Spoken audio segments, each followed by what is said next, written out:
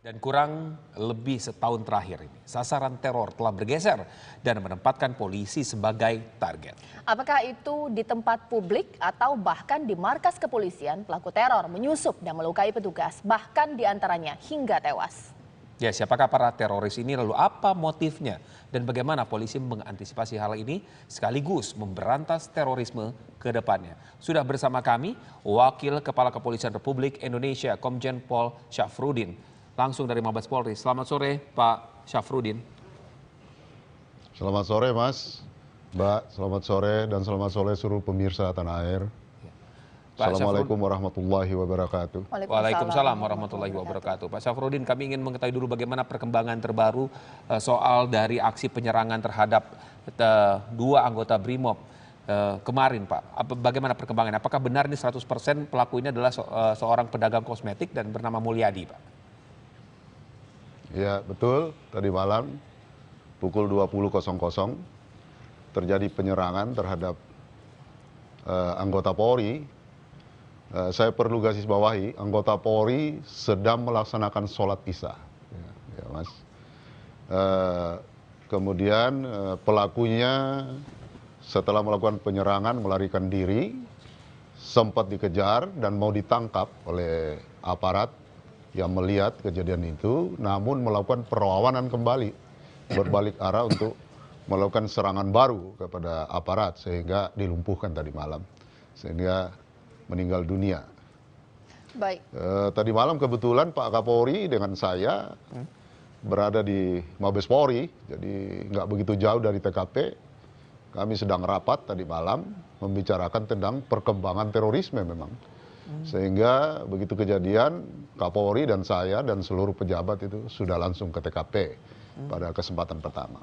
Baik, Pak Syafruddin. Kemudian perkembangannya perkembangannya yang seperti yang ditanyakan tadi, ya, sampai saat ini terus dikembangkan. Tentu ada hal-hal yang progresif didapatkan, tapi belum bisa kita sampaikan dulu karena supaya kita bisa mendapatkan hasil yang lebih akurat tentunya seperti yang terjadi Kampung Melayu dan Sumatera Utara.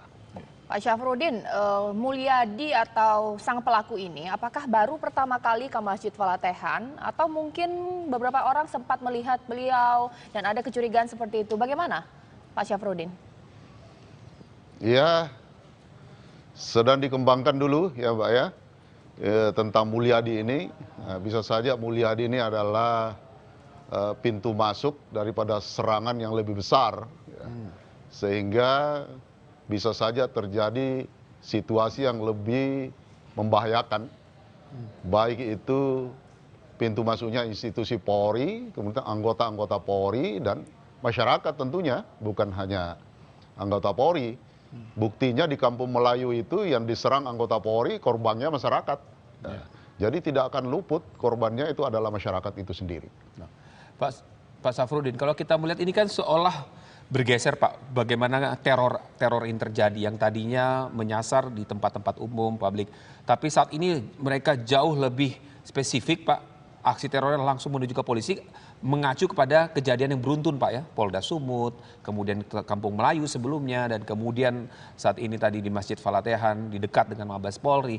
Bagaimana ini Pak polisi melihat, ini kan masyarakat juga, kalau polisi saja berhasil mereka dekati dan mereka teror seperti itu bahkan sampai dengan penikaman, bagaimana dengan masyarakat ini, bagaimana Pak melihat situasi seperti ini? Ya, begini Mas ya, saya ingin katakan bahwa terorisme saat ini itu pasti ya saya katakan diinspirasi oleh ISIS. Yang berkali-kali saya katakan ISIS itu berpusat sekarang di Syria dan Irak. Nah, dulu sebelum ada ISIS, dulu Al-Qaeda. Sebelum Al-Qaeda itu Mujahidin. Nah, jadi bagaimana sumber inspirasinya sekarang? Nah, kita tahu pola serangan ISIS saat ini itu sudah berubah. Dulunya divergen, ya, dulu memanggil, mengajak, menginspirasi semua masyarakat untuk berjihad di Syria dan Irak, ya, dengan iming-iming macam-macam, ya, dengan gaji besar, dengan penghasilan besar, dengan pendapatan yang besar. Ini sekarang berubah karena logistik, kekuatan, sumber dayanya sedang diserang oleh beberapa negara yang tidak menghendaki ISIS ini besar. Sehingga pola serangannya menjadi konvergen, yang tadinya divergen menjadi konvergen. Bahkan ada instruksi dari pimpinannya di sana yang menyatakan bahwa lakukanlah serangan semaksimal mungkin terhadap aparat, ya. Aparat itu bukan hanya Polri, aparat apa saja, aparat apa saja dengan melakukan senjata apa saja. Bisa saja senjata api, bisa saja bom, dan bahkan bisa saja pisau. Ini sekarang dilakukan 2 kali kejadian di Sumatera Utara dan tadi malam di Mabes Polri, pisau. Dan saya tekankan tadi malam itu penyerangan orang sedang sholat, belum salam tadi malam itu, baru tahiyat itu anak buah saya, kemudian diserang kiri kanan. Jadi yang bersangkutan itu sebenarnya tidak sholat, tujuannya datang ke masjid hanya mau menyerang, bukan untuk sholat. Jadi itu kira-kira polanya sekarang, inspirasi dari ISIS. Baik, Pak Syafruddin, dengan kejadian sebelumnya 2 dan disasar juga adalah aparat kepolisian dari Kampung Melayu, Sumatera Utara.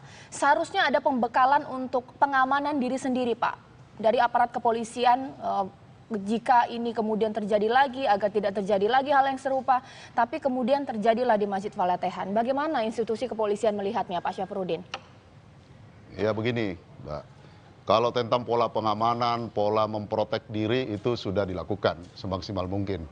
Kalau mendengarkan apa yang saya katakan waktu saya berkunjung dalam rangka pengamanan Lebaran, baik itu di Gambir, di airport Soekarno-Hatta, saya sampaikan bahwa hati-hati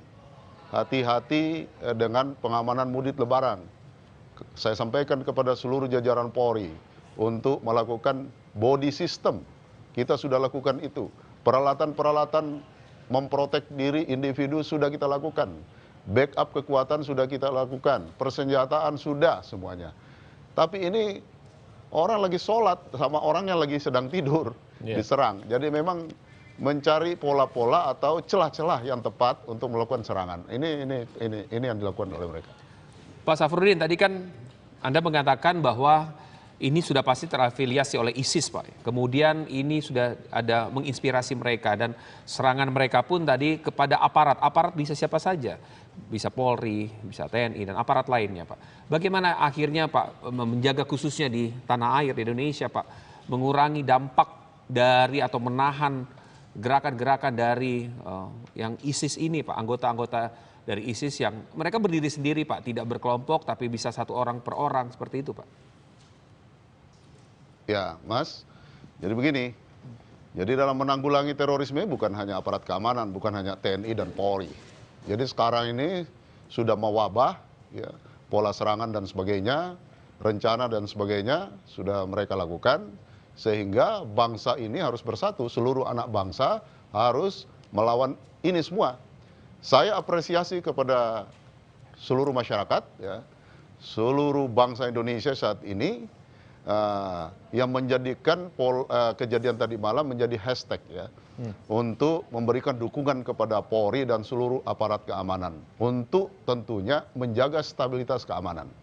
Kalau ini kita tidak lakukan bersama-sama, terutama rekan-rekan media, seluruh masyarakat, seluruh anak bangsa untuk melawan ini semuanya dengan semua dorongan psikologi tentu untuk melakukan perlawanan ini, sehingga moral, ya, moral terutama moral masyarakat, ya, moral rakyat, moral aparat tentunya, dan seluruh anak bangsa harus mempunyai moral untuk melawan ini semua. Jadi tidak boleh kita pesimistis, tidak boleh kita lemah. Ini yang saya apresiasi. Hari ini luar biasa, dukungan besar sekali kepada aparat kepolisian khususnya dan aparat keamanan pada umumnya. Kita tahu ancaman itu semakin dekat, bukan hanya ancaman yang dilakukan oleh individu-individu kelompok, tapi sudah dilakukan ancaman yang besar. Sekarang gerakan ISIS sudah semakin dekat dengan kita, ada di Asia Tenggara, ada di Mindanao Selatan yang dikenal dengan kota Marawi sudah dikuasai ISIS. Sekarang sedang terjadi pertempuran besar antara pemerintah Filipina dan kelompok ISIS yang ada di Marawi. Ini juga kewaspadaan kita, ini dekat sekali. Bayangkan Marawi itu hanya bisa ditempuh 2,5 jam ke Pulau Siau yang ada di Sangihe Laut itu 2,5 jam dengan menggunakan kapal. Jadi dekat sekali dengan Indonesia. Ini yang perlu kita Bagaimana waspadai. Pak itu mengantisipasi itu kekhawatiran mereka akan seperti yang ada selebaran mereka mengancam dari Marawi mereka akan mudah masuk ke Indonesia ke tanah air. Bagaimana itu menjaga itu? Ini yang dilakukan oleh TNI dan Polri sekarang. Pasukan TNI ini sudah melakukan pergeseran besar-besaran untuk menghalang itu semua. Kita juga perkuatan Polri juga sudah kita kirim ke Sulawesi Utara, ke Maluku Utara, kemudian Kalimantan Utara. Semua perbatasan kita pertebal sekarang. Sehingga manakala mereka akan masuk ya, menyusup ke negara kita akan patahkan, kita akan lumpuhkan mereka. Baik, Pak Syafruddin, jika kejadian beruntun, 3 kali kejadian beruntun menyerang aparat kepolisian yang seharusnya memberikan rasa aman bagi kita masyarakat, tapi kemudian ini terjadi, menjadi pintu masuk Pak, RUU terorisme yang saat ini digodok di DPR agar menjadi undang-undang. Tapi kemudian pertanyaannya lagi, seberapa yakin kemudian kepolisian jika ada undang-undang terorisme ini, angka terorisme hilang atau semakin menurun angkanya? Bagaimana Pak Wakapolri melihatnya? Ya, insya Allah kalau itu terrealisir tentu kita harapkan untuk memperkuat ya, kewenangan aparat, memperkuat sumber daya manusia, memperkuat peralatan. Jadi undang-undangnya diarahkan ke sana, memperkuat koordinasi, memperkuat backup kekuatan tentunya. Backup kekuatan itu harapan Polri hanya ada satu-satunya dari TNI. Selain itu masyarakat itu sendiri. Jadi itu kira-kira yang kita harapkan. Langkah-langkah preemptif, langkah-langkah preventif, langkah-langkah represif itu hendaknya diperkuat dalam undang-undang itu. Sehingga kita bisa menanganinya secara komprehensif dan terkoordinasi dengan baik tentunya. Itu yang kita harapkan. Mudah-mudahan ini secepatnya terrealisir sehingga kita bisa mengantisipasi itu semua. Orang sedang berlatih sudah bisa kita tangani. Sekarang ini orang sedang berlatih apa saja yang sifatnya pelatihan apa saja menyangkut militerisme, menyangkut bela diri, kita nggak bisa apa-apa karena mereka belum melakukan tindak pidana. Nah, oleh karena itu jadi jangan negatif thinking dulu terhadap rencana ini. Kita positif thinking saja supaya betul-betul kita bisa mengantisipasi. Untuk sebenarnya tujuannya adalah melindungi rakyat karena sasaran terakhir itu yang akan jadi korban adalah rakyat. Anggota aparat keamanan, Polri, TNI, manakala jadi korban, itu rakyat juga, ya kan korban rakyat. Buktinya di Kampung Melayu, kita jadikan contoh. Anggota Polri dan masyarakat, kerugian material, mobil, apa macam-macam hancur di Kampung Melayu. Nah, itu kira-kira Mbak ya.